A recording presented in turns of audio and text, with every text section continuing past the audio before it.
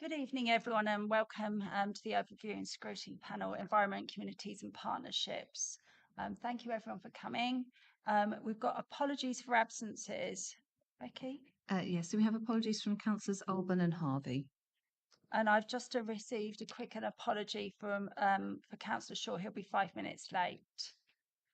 So moving on to the minutes, we're going to approve the minutes of the Overview and Scrutiny Panel for the Environment, Communities and Partnerships that was held on the 6th of July, and also the Joint Overview and Scrutiny Panel, which was also on the 6th of July and the 10th of August, yeah. Is everybody happy for those minutes to be signed?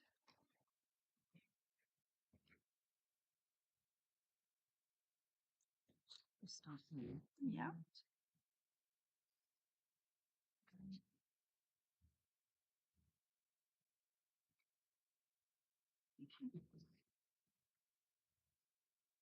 So, declarations of interest. Has any members got a declaration of interest? Nope. Thank you. Then we'll move on to item 3. Notice of key executive decisions. Has everyone had a chance to look at them, and has anyone got any comments on them? No? Is everyone happy? Yes. Then we shall move on to item 4. Oh, sorry. Yes. Sorry, do I assume the council tax issue will come to us next month? The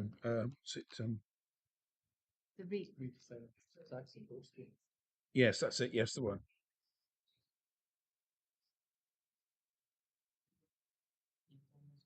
Oh, Yes, sorry. Mine seems to have decided it's not working. Yeah, that's due to come before us in November.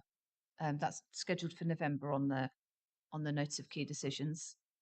so it won't be ready in time for the October meeting. It's got down that it's expected to come on the notice for the November meeting. Okay. That's the plan for that one. It's just not long before cabinet. That's all. Oh, I see. Yeah. The earliest overview can happen, obviously, the better. The more time there is to make any adjustments. Thank you. So, any other questions before I move on?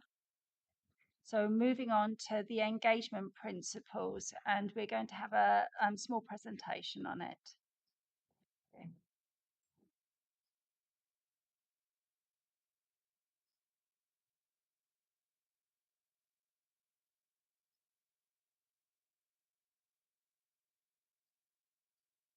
So Michael's going to kick us off with a presentation, if you can work out how to use a microphone. It's the one.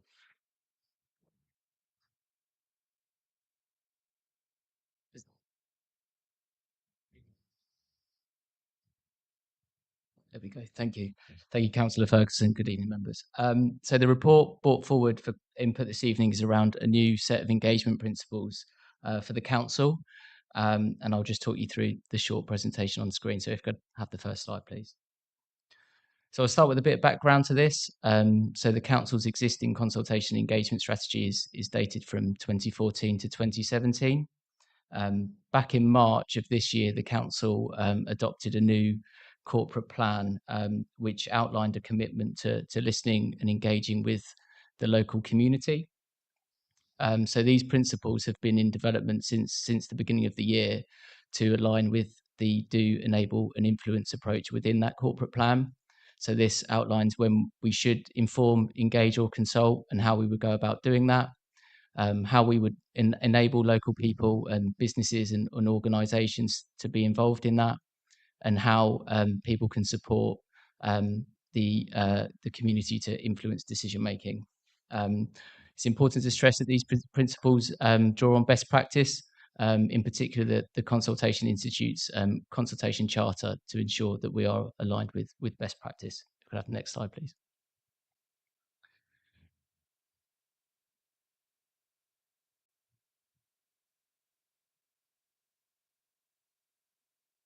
So when should you engage? Well, informing, engaging, consulting and empowering are all different activities. These principles take this into consideration to enable officers to select the approach that is most relevant to their community and also their piece of work or service area. So the first question that we'd encourage people to think about is, should they engage? And the flow chart that you'll see on the next slide provides guidance around as to whether or not people should engage and what type of engagement activity should also take place. Within the appendix item, you'll also see that there's a toolkit that provides further guidance and techniques in terms of ways in which people can engage. Next slide, please. So these are the principles themselves, which consists of a flow chart to ensure that our approach to information, engagement and consultation meets the needs of the community. The key questions that we would encourage people to think about are: do you need to tell the community that a decision has been made? Can you enable people to choose between options? And how much influence can the community have over decision making and service delivery? And this flowchart will hopefully help people come to the right conclusion. Next slide, please. So at certain times, we'll need to inform the community and others will either consult or engage. So I'll start with inform. So there's many ways in which we would go about telling people what is planned. So this could be through local media and social media, along with website content. As much as I'd love everyone to follow the council's social media channels, I'm conscious that not everybody has access to those. So it's important that we consider other methods, such as using community champions or local networks to help people share some of our messaging. Next, we have consult. So local authorities have sometimes have statutory requirements to consult residents, and this is particularly true for issues such as planning. These types of issues have strict requirements around ways in which consultations should be carried out, but some of the things that we could use are questionnaires, pop-up exhibitions, focus groups, along with other items such as one-to-one interviews. Then we have deciding together. This is around something that could be achieved through co-design, and this requires stakeholders to actively be involved in the decision-making process and be seen as equal partners. So that would be through sharing knowledge, information, and other resources. Next, we have action together, and this could be carried out through co-production, which involves the community working with decision makers to design and deliver solutions. So an example of this might be running a scheme to develop loneliness champions, and they would then go out, having learnt the training, to then go into their own community and deliver that training themselves. And then finally, we've got supporting independent community initiatives. And this is essentially helping others to do what they want. And this may be done through grants and funding programs. Next slide, please. So the final thing to really mention is evaluation. So throughout any period of engagement and communication, we should monitor our activity to ensure that we're reaching our target audiences. It's through monitoring and evaluation that we'll be able to learn lessons and gain insight into the community's perceptions and aspirations, which will inform the recommendations that we'll come to. Monitoring who is and isn't participating in our engagement also enables us to understand whether we need to redesign our approach to meet the intended audiences. And there's a number of ways in which we could do that. So it could be through media and social media monitoring, or stakeholder feedback, community feedback, as well as ultimately attendance at local events and those types of things. And that concludes the presentation. Thank you. Thank you, Michael. Has anyone got any questions? Oh, Stephen. So let me just give some background to this as well. So I think, I mean, my view is that this is an excellent piece of work. So thank you to Michael for all the work that's gone into it. If you look at the 2014 to 2017 plan, which he mentioned in his presentations, it's basically like 2 or 3 sides of A4 with no diagrams. And I think it's a huge improvement on that. It's based on best principles from across government. And I think it's a real step forward. And I think if we'd had it in the last couple of months, it would have helped a lot with some of the deliberations we've had to make. So the reason we didn't have to bring this to overview and scrutiny, but we chose to because we wanted to have your input. So it's a draft. It's a draft proposal, and so we're hopeful that you will be able to guide us in turning it into its final form. Thank you. Thank you. Has anyone got any questions? Councillor Crawley. Thank you, Chair. I totally agree. It's a very good piece of work, and I found it quite illuminating and quite educational. I'm glad to see in your principal slide you've changed. I was confused on page 5. How much of a role can the community play in this decision? It said none, but then we seem to have an action together. But you've changed that, so well done. Thank you. That answers all my questions. Given that it is a draft and the pedant in me as it went through it, one point I would suggest we talk about mediums. As far as I'm concerned, mediums are people who profess to talk to the dead. I'd use media because I think people will understand it better, and I'm sure we're not using we're not engaging our clairvoyant powers in one of the modes of communication. But a small point, and I knew to get a laugh, but the pedant in me just didn't like it. But I think it's a great piece of work and well done. Thank you. Councillor Lowe. Thank you. I was just a question really. Have you thought of all the time banks that are set up in the villages, because they are doing a lot of the sort of similar work already, especially with loneliness, and obviously Age UK. There's some great sources of volunteers there, so it might be worth having a chat with them. But no, I think it's a great piece of work. Well done.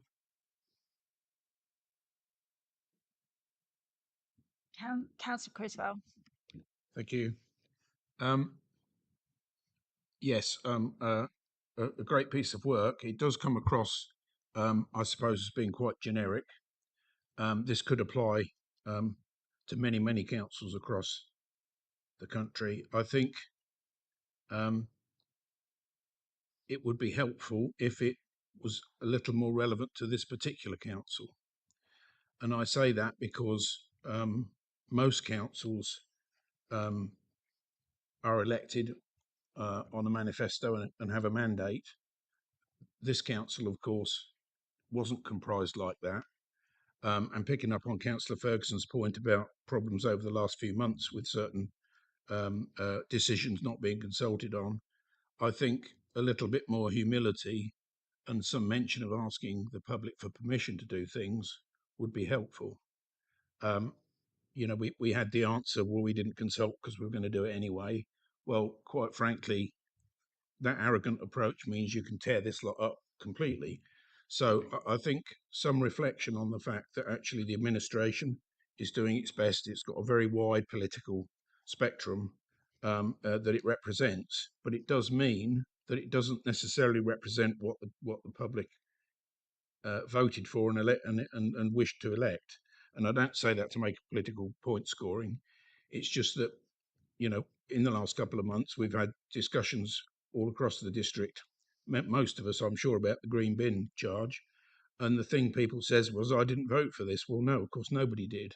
So I think if this is going to reflect this council, it needs to have that little bit more humility and say, we need to ask permission to do some things because it wasn't flagged up when we were elected that that's what we were going to do. So I would like to see something reflect the makeup of this council and the particular challenges that it has in bringing the public with them. So that's just something I'd like to put in. Thank you. So in terms of the way this was constructed is, of course, it is generic in nature because we've tried to adopt the best practice from across local government. But I think Michael's put a real effort into tailoring it to HDC specifically. I don't agree with your point about manifestos, and I have no real desire to reopen that debate again. But as Councillor Fuller might have said, I'll follow your lead politically. We have a government in this country, who are not sticking to the manifesto commitments. It's difficult. I'm part of a representative democracy, and what I'm elected for is to take difficult decisions based on the information that's available at the time, and I cannot predict at the start of a 4-year period or even at the start of a 2-year period all that's going to happen. So I think that the flowchart is very clear about when we need to consult. I didn't say this in my intro, but there's a set of principles called the gunning principles, which are very well reflected in this flowchart, which say that you cannot consult unless there are options on the table. We've had this debate already, and I don't really care to reopen it.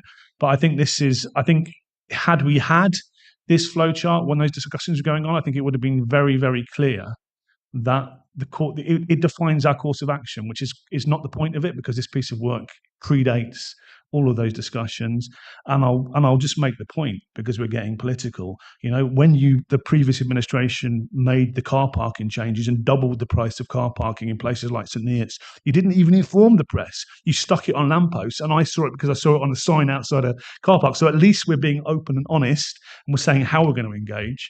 And so it's a big step forward. So principles are principles, and you need to have the same principles in opposition as you do in administration. Thank you.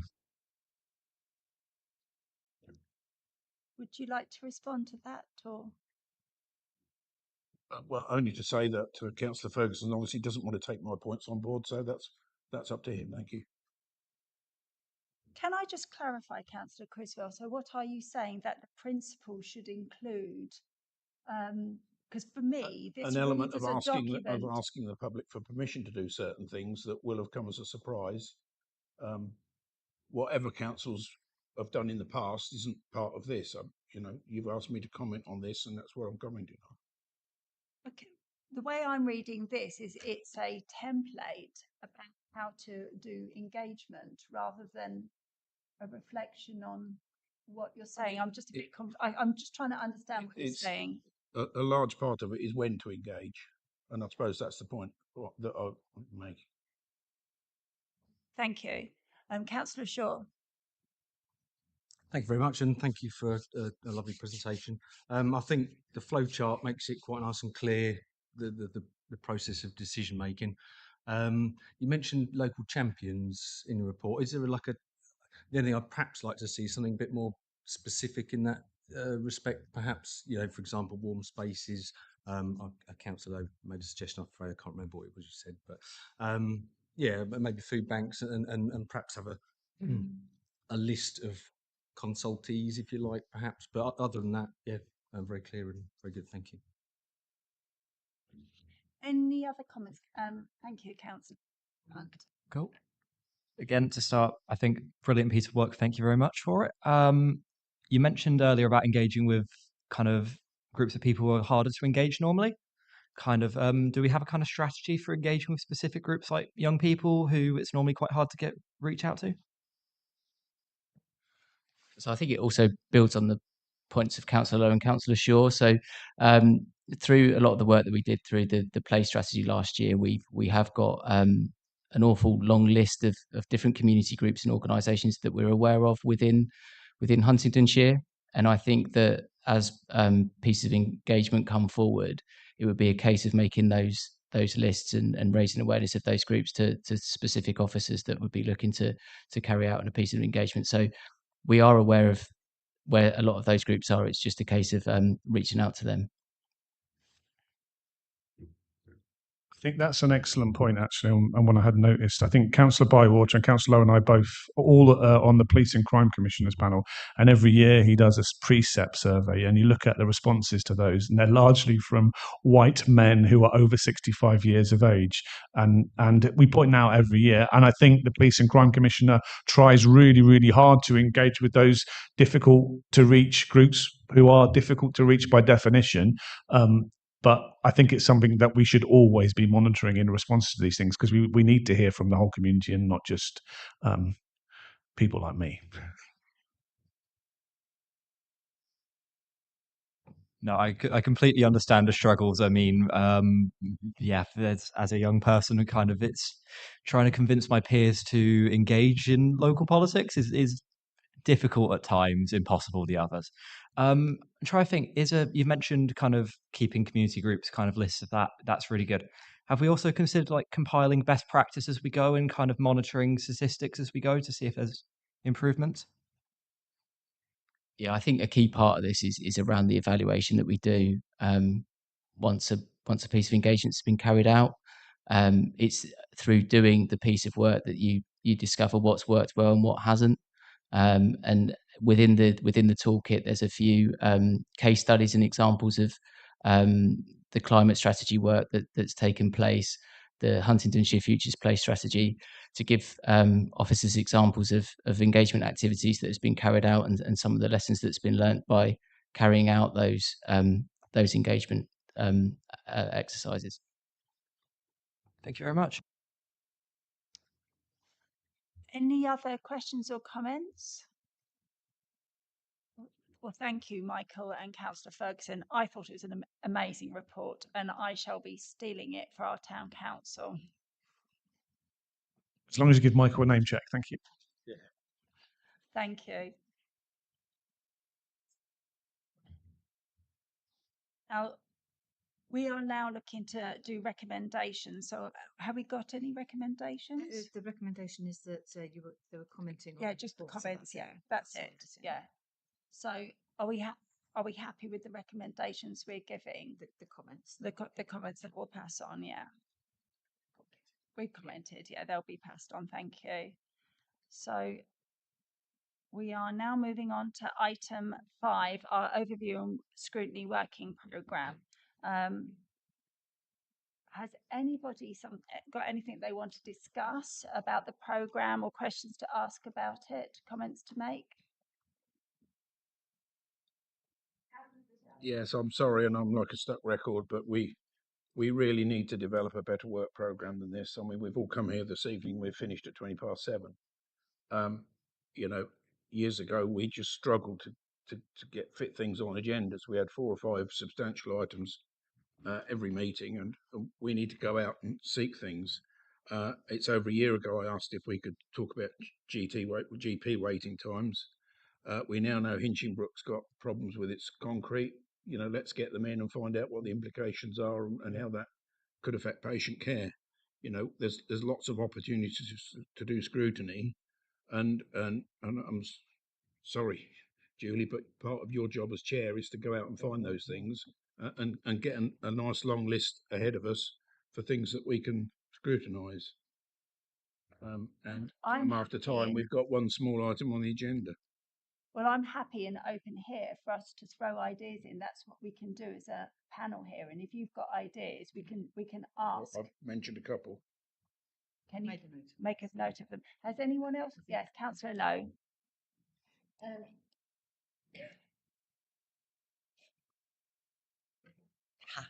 Thank you. I was just thinking the lack of NHS dentists, that's quite a big one.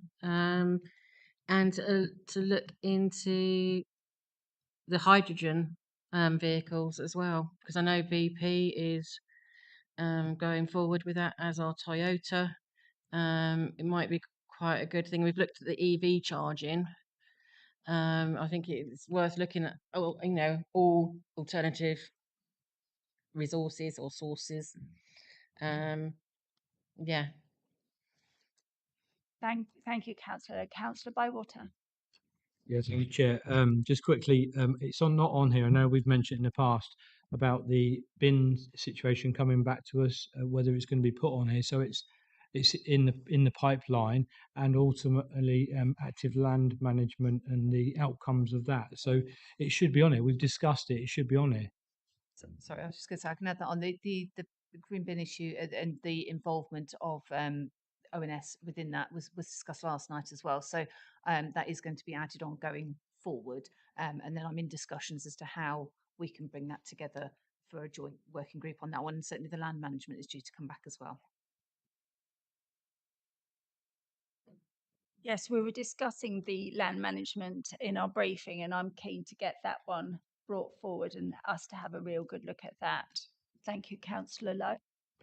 Just thought of another, with regards to planning, I know it's planning, but the environmental side of things, we really should be encouraging or legislating to developers to put solar PV and solar thermal panels on all properties and to get more green spaces, because I think there's an awful lot of concrete around, and I think it would be good, especially with having announced the climate crisis. I think it would be a very good idea to look into that as well, maybe help, because I know obviously the local plan's being redone, whether that's something that we could look at the environmental side of things to help with that process. I don't know, but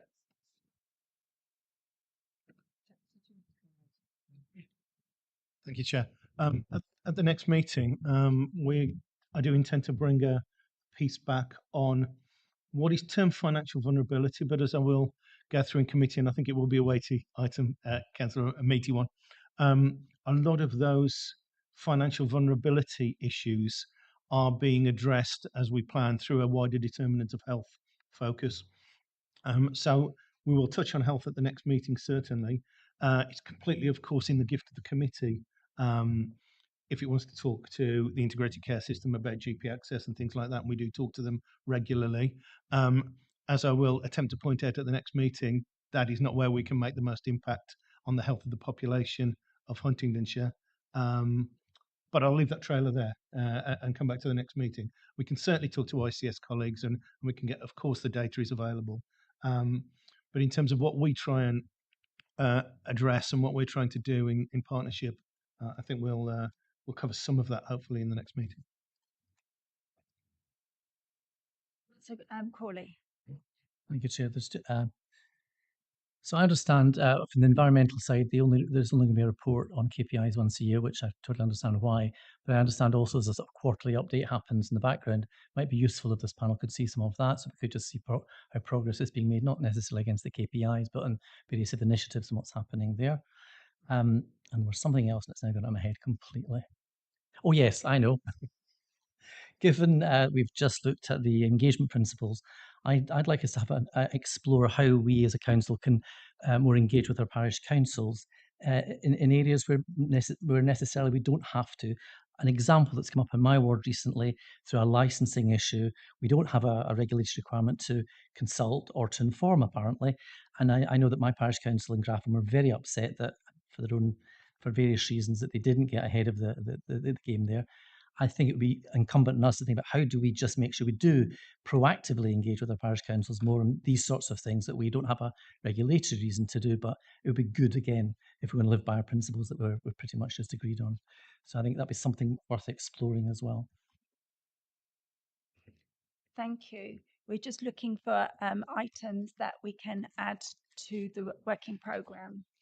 Councillor Hunt. But can I add, building on the points made by Councillor Bywater and Councillor Corley, a practical one? When we have someone agree to come back to us, would we be able to record that on the tracker so we're aware? Yeah, perfect. Thank you. Has anyone got any other comments on our working programme? Yeah, Councillor Hunt. Just pops into my head again. I know it was floated earlier in the year, the possibility of a site visit to the Great Fen project and possibly a talk there. Do we know if that's something we'd be able to look into? That's working good. What I'm looking into is for them to come here to see it with then an opportunity for a visit for those who would like to, because obviously I think the original suggestion was for a meeting there, which wouldn't necessarily be practical given that we couldn't then stream on YouTube, etc. So we're looking for them to come here to do a presentation and then obviously work it that way. Any other comments and questions on the working programme? In that case, that's the end of our meeting. So thank you so much for your attendance and your comments.